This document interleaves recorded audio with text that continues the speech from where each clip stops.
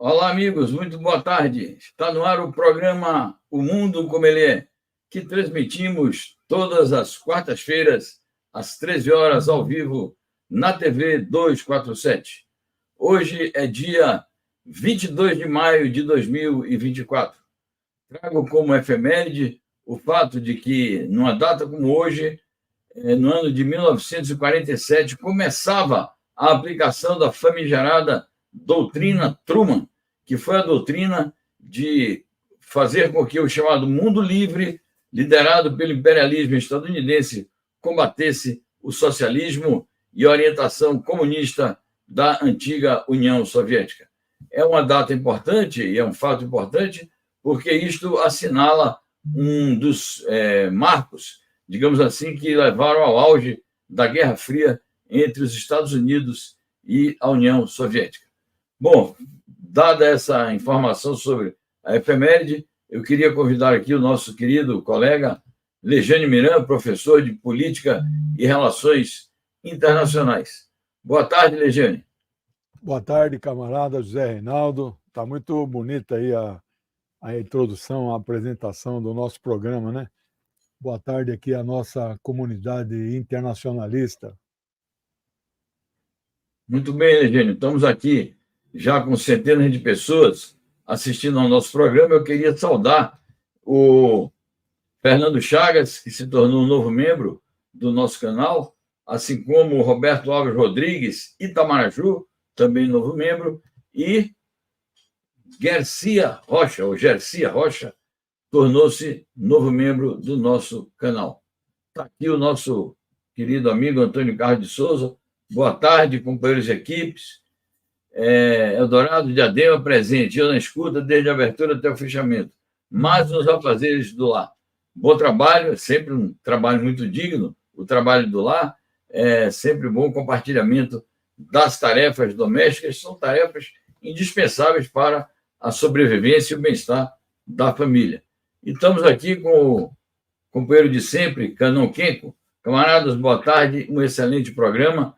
A gente agradece imensamente a presença de todos e, por meio desses companheiros e companheiras, nós pedimos o apoio ao nosso canal, ao nosso site, mediante o compartilhamento das nossas transmissões, das notícias que a gente publica, dos textos, obviamente também o apoio financeiro, o pedido para que se tornem membros do canal, assinantes, porque tudo isso ajuda a impulsionar ainda mais e levantar o papel da TV 247 e do site Brasil 247 como o mais importante site de política na internet brasileira, site alternativo, independente, lutador pela soberania nacional, pela democracia no país, pela democratização das relações internacionais e pela paz mundial. Lejane, seu comentário sobre a doutrina Truman.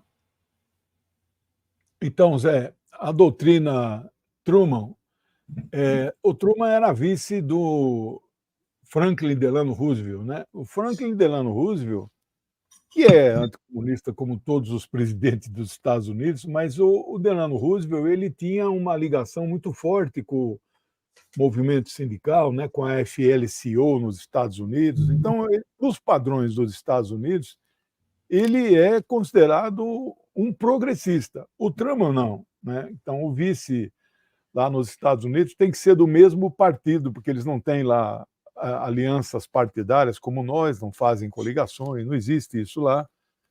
Apesar deles dizerem que são democracia, não são. Mas, então, o Truman participou de 2 encontros, né, dos 3 grandes, né, com o Stalin e o Churchill, para derrotar o nazismo, o fascismo na Europa, né?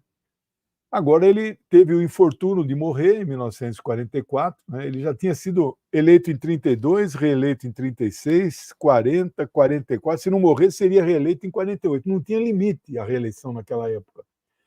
Aí o destino quis que esse Truman, que é extremíssima direita, fascista, né? Diz a biografia dele e também algumas do Stalin, que no último encontro, né, onde o Truman foi lá em Potsdam, né, na Grande Berlim, durou quase 20 dias, nesse último encontro, disse que ele ficou encantadíssimo com o Stalin.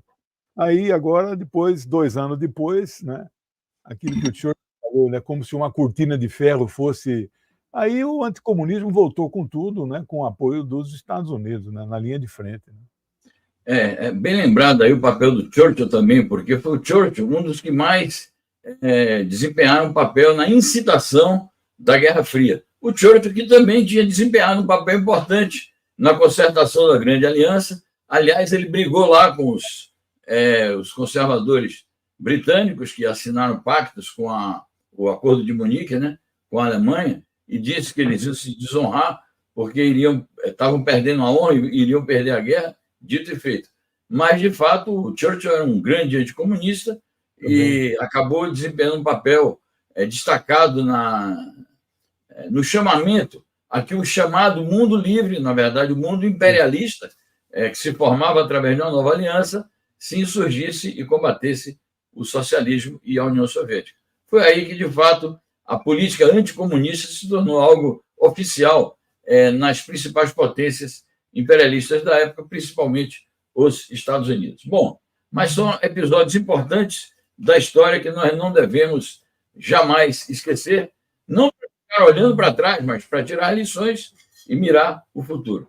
Muito bem, nós temos hoje assuntos importantíssimos para tratar e vamos tentar cumprir a nossa pauta, porque são assuntos que dizem respeito também aos interesses do povo brasileiro, cujas lutas não estão desligadas do cenário internacional. O grande fato da semana, desde o último domingo, é a morte do presidente do Irã, Ibrahim Raisi. Os iranianos dizem o martírio do presidente Ibrahim Raisi, na sua linguagem própria, considerando aí a sua cultura e todos os aspectos civilizacionais que nós, obviamente, respeitamos inteiramente. Morreu o Ibrahim Raisi e morreu o chanceler do Irã, o Abdollahian Hossein Amir. Morreu também o governador da província, ali do Azerbaijão Oriental, uma província iraniana, e outros funcionários da equipe de ambas as autoridades no acidente de helicóptero, cujas causas estão sendo, obviamente, investigadas. Até agora não há registro de acusação formal por parte do Irã sobre a existência de sabotagem ou a presença de agentes estrangeiros ou gente infiltrada que tenha cometido um desatino de provocar a morte de um mandatário tão importante como era o mandatário do Irã. Mas nós vamos conversar um pouco sobre a morte do Raisi, do seu chanceler, e vamos, obviamente, discutir o papel que o Raisi desempenhava no Irã, a sua sucessão e as repercussões internacionais. Então, eu vou passar já, inicialmente, para o Legênio fazer as primeiras observações sobre esse importante fato da vida iraniana e da conjuntura internacional. Obviamente que nós aqui, como equipe jornalística opinativa do 247, expressamos as condolências em diversas intervenções que fizemos em nossas participações nos diferentes noticiários, nos diferentes programas. Então, as nossas condolências aos familiares e aos compatriotas, ao governo do Irã, a liderança da sua revolução e da sua República Islâmica. Essas condolências são necessárias porque, no lado também dos adversários do Irã, nós vimos algumas posições bastante antipáticas, bastante até desumanas, como foi a declaração, por exemplo, do Antony Blinken, secretário de Estado dos Estados Unidos, que disse que o povo do Irã vai viver muito melhor agora sem o Raisi. Sendo que, dias antes, um porta-voz do seu departamento, o Departamento de Estado, fez uma declaração burocrática dizendo que expressava os sentimentos. Então, o fato de que não há relações diplomáticas, e que são países, até podemos dizer, não somente adversários, países inimigos, não quer dizer que as autoridades se manifestem de maneira tão imprópria e tão fora dos padrões de conduta humanista. Mas eu passo para você, Legênio. Bom, Zé, é preciso fazer um pequeno histórico. Doutor Ibrahim Raisi, ele é doutor, não é porque é advogado, ele é doutor em direito islâmico. Chegou a ser presidente de alguma coisa parecida com o nosso Supremo, mas na área do direito islâmico, que é a Sharia, né? Uma pessoa jovem, 63 anos, né? E ele não era o candidato em 2021. O candidato em 2021 seria o major-general Qassem Soleimani, que foi assassinado dia 3 de janeiro de 2020 sob ordens diretas do Donald Trump. Tanto que o funeral do Qassem Soleimani levou para as ruas 40 milhões de pessoas, o Irã tem 90. Então, mas ele foi eleito no primeiro turno, o doutor Raisi, né? Ebrahim, não é Ibrahim, é Ebrahim Raisi, foi eleito no primeiro turno com 65% dos votos.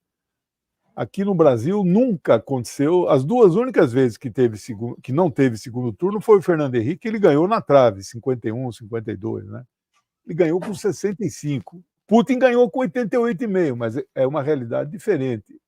O Ibrahim enfrentou 5 candidatos, e eles dizem que no Irã não tem liberdades democráticas, né? Bom, ele era também, Zé, um nome, não é? Você não é candidato para um cargo desse, não é? Ele era um nome que poderia vir a suceder o líder espiritual da República Islâmica do Irã. O sistema xiita, quando eles implantam uma maioria e o país vira um Estado islâmico, ele é teocrático, mas é democrático, nós sabemos disso, eles adotam um líder espiritual. No caso do Iraque, por exemplo, o governo não é só xiita, tem uma aliança lá, sunitas e cristãos, mas tem um ayatolá lá, que é o Ali Sistani, né? É preciso você prestar atenção nos turbantes que eles usam na cabeça. A maioria dos ayatolás usam turbantes brancos. Ayatolás são autoridades, assim, digamos assim, um pouco acima de um sheik que conduz as orações nas mesquitas, né? Mas no Islã não tem hierarquia. Ele não seria um bispo, nem seria um cardeal, não. Ele é um ayatolá, é uma pessoa que estuda mais, tem um maior saber. Então, o líder espiritual é eleito no Irã. Você veja que até isso, né, o Ocidente não sabe disso, eles são eleitos por um conselho chamado Conselho de Sábios, alguns chamam de Conselho de Especialistas, outros chamam de Conselho dos Guardiões. Né? 88. É mais difícil. Esses 88 são eleitos pelo voto direto do povo. É mais difícil ser eleito para este cargo do que para o parlamento. É mais concorrido. E as exigências para você ser candidato são assim, por exemplo, só para ter uma ideia, tem que recitar o Alcorão inteirinho de cabeça. Né?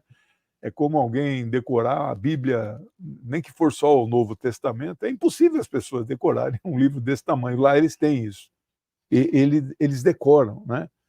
Bom, então o doutor Ibrahim Raisi, além de estar fazendo uma excelente gestão, por isso a popularidade dele estava muito alta, ele era também, então, eventualmente, se houvesse, né, o Ayatollah Ali Khamenei, né, faltasse, ele poderia ser o nome escolhido. Se isso não acontecesse, ele seria reeleito assim com um percentual provavelmente muito maior do que os 65, né, que ele teve naquela 2001 no único turno, né? Bem, a gestão dele se caracterizou por uma insistência para o tratado, o acordo nuclear assinado pelo, né, Obama em 2015, para que ele valesse efetivamente. Né? O Donald Trump saiu do acordo quando tomou posse em janeiro de 2017, e o Biden, que tomou posse em janeiro de 21, todo mundo dizia, né, que em cada 10 analistas internacionais, não, o Biden vai votar para o acordo, que nada, não só não votou, como atrapalhou, né, atrapalhou aí profundamente e estava querendo rediscutir algumas cláusulas. É a mesma coisa do o acordo lá, o Obama restabeleceu relações com Cuba. Não foram aquelas relações plenas, mas ele melhorou muito, tanto que ele desceu em Havana, apertou a mão do Raul Castro, reabriu a embaixada. O Trump, em janeiro de 17, voltou tudo atrás. E todo mundo achava que o Biden voltaria no mesmo patamar, pelo menos, do que o Obama. Nada. É um desastre essa política externa desse governo, desgoverno do presidente Biden, né? Então, o presidente Rouhani jogou peso na questão de reativar o acordo. Ele não estava suspenso, porque saiu os Estados Unidos, mas estava a Alemanha, mas estava a ONU, mas estava a França, mas estava a Inglaterra. Então, só os Estados Unidos saíram, né? Ele também fez relações excepcionais com a China, a República Popular da China, tanto que a China decidiu investir $500 bilhão em 25 anos no Irã. Não é? E, por fim, ele articulou a entrada do Irã no BRICS. E isso, de fato, acabou acontecendo. Eles tomaram posse agora a partir de janeiro, o BRICS pulou de 5 para 10 membros. Então, era uma gestão exitosa, né? Nós estamos vendo, acho que não sei se o Zé está com um problema com a câmera, né? Ele pode mandar aqui algum recado. Eu estou com problema com a câmera, Legiane. Você me ouve? Então você quer, porque são 2 rodadas, você quer voltar a falar? Tá bem. Infelizmente, eu vou fazer um breve comentário, vou passar a palavra para você. Eu estou com um problema na câmera, já tentei a integrada, já tentei a câmera externa e nada. Então, eu queria fazer um breve comentário e devolver a palavra para você. Algo que me chamou muita atenção, Legiane, foi a repercussão interna. Milhões de pessoas estiveram no funeral do presidente Raisi e do seu chanceler nos dias de ontem e hoje. Foram várias cerimônias. Nós demos matéria sobre isso aqui na TV 247. Eu vou, inclusive, compartilhar aqui a informação da matéria que nós publicamos no nosso site hoje. Então, só um momentinho. Está aqui, ó, milhões de pessoas participam do funeral de Raisi e outras autoridades iranianas. Então, é impressionante como a população iraniana foi manifestar o apreço às suas autoridades e, principalmente, ao presidente. Esse é o primeiro comentário que eu queria fazer e queria também ouvir sua opinião sobre isso. Outra coisa que eu queria destacar é como o sistema político iraniano tem uma estabilidade, né? Então, lá tem uma lei que diz o seguinte, a Constituição do país diz o seguinte, o vice-presidente assume imediatamente e convoca eleições para daí a 50 dias. Então, não tem essa de um vice-presidente, por exemplo, por uma tragédia ou por um golpe que dá, ficar 2, 3 anos no poder. Eu acho que a gente deveria prestar atenção nisso, né? O vice-presidente da República é o substituto eventual do presidente. Não é para ficar ali urdindo golpes e assumir o poder de maneira unipessoal. Então é interessante isso. Em 50 dias haverá novas eleições no Irã. Uma outra coisa que eu queria destacar, você já se referiu de alguma maneira a isso, é o papel que o Raisi desempenhou à frente do país no momento de grandes dificuldades econômicas, de restrições decorrentes das sanções estadunidenses. E o fato dele ter procurado, de diferentes maneiras, estabelecer relações pragmáticas com os Estados Unidos e a União Europeia, visando a retomar o acordo ao qual você se referiu, porque a retomada do acordo implica o levantamento também das sanções. A União Europeia, de alguma maneira, atendeu aos apelos do Irã, mas de maneira muito restrita, e os Estados Unidos não, até agora, de maneira que a política de sanções prevalece, e foi em meio a essas restrições econômicas que ele conseguiu manter o Irã de pé, manter o desenvolvimento econômico e atender às demandas da população. Destaco também, e já te passo, a repercussão internacional. Então, dezenas e dezenas de países, de chefes de Estado, se manifestaram seu pesar pela morte do Raíssi, e cerca de 50 países, inclusive Cuba, quero ressaltar isso, um país revolucionário, um país progressista, um país socialista, um país dirigido pelo Partido Comunista, decretou luto oficial. Isso é muito importante porque há muitas incompreensões na esquerda mundial e nacional sobre o papel do Irã. Falam-se bobagens tremendas sobre o Irã. Atribui-se ao Irã um papel reacionário na vida política interna e externa. Eu quero destacar a grande atividade diplomática do Raíssi e do seu chanceler, o Hossein Amir Abdollahian, uma atividade diplomática intensa em favor da estabilidade na região do Oriente Médio, na luta contra o sionismo, na luta contra o genocídio e em solidariedade ao povo palestino, porque desde a vitória da Revolução Iraniana em 1979, 11 de fevereiro de 1979, que foi proclamado pelo então Ayatollah Khomeini, que foi o líder dessa revolução, foi proclamado que o ponto principal, o eixo central da política externa iraniana doravante seria, como tem sido, a luta pela libertação nacional do povo palestino, a solidariedade com o povo palestino, tarefas que o Raíssi e seu chanceler, o Amir Abdollahian, cumpriram de maneira estrita, de maneira precisa, de maneira correta, com uma atividade diplomática bastante intensa e abrangente. Então, era o que eu queria destacar sobre esses aspectos da política interna e da política externa iraniana, e já passo para você de volta. Tá. Você vê se você consegue entrar pela câmera, né? Coloca um tripézinho ali. Bom, tem muita coisa para falar sobre ele, apesar de nossa pauta ter 5 itens, acho que vai ser difícil cumprir até o segundo, que vem a Palestina em seguida, né? Eu quero dar alguns esclarecimentos. Autoridades que morreram, além dessas que foram listadas, um ayatolá, eu estava falando do turbante branco e turbante preto. O turbante preto são aqueles muçulmanos clérigos, né? Você é muçulmano, mas você é uma civil, uma pessoa normal. Agora, tem uns que são clérigos, levam uma vida religiosa dedicada a Deus. Homens de Deus, igual um padre, igual um rabino, são homens, são pessoas de Deus, né?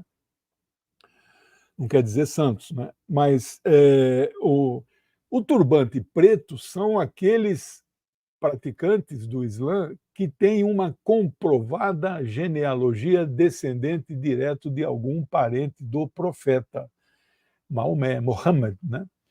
Então ele só por si só, no avião morreu um desse ayatolá de turbante preto, eu não me recordo o nome, e morreu um general 4 estrelas que cuidava da guarda pessoal do presidente da República, né? Se você vir imagens do funeral, você vai ver que tem 6, 7 caixões, né? Que eram as autoridades, né? Quem está conduzindo as orações fúnebres, que duram 5 dias, é o próprio líder espiritual, Ayatollah Khamenei, que funciona como se fosse presidente, chefe de Estado, e o presidente do país funciona como chefe de governo, como se fosse um primeiro-ministro.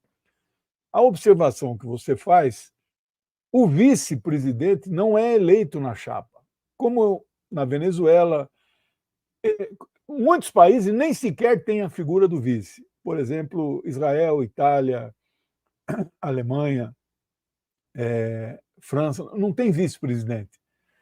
No caso do Irã e da Venezuela também é assim, o presidente eleito nomeia um vice, uma pessoa que o substitua provisoriamente por uma viagem para o exterior, uma pessoa de absoluta confiança do presidente, não é? É bom, como você disse, nós prestarmos atenção a esse modelo. Morreu o presidente, teve que se afastar por doença, ou deram um golpe, como foi aqui com a presidente Dilma, o vice assume por 50 dias e novas eleições vão acontecer. No caso do Irã, já está marcado aqui para o dia 28 de junho, mas ninguém está falando nada de candidaturas, porque agora toda a nação iraniana está nas ruas em pensamento de contrição para prestar suas últimas homenagens ao presidente Ebrahim Raisi. Na época que morreu o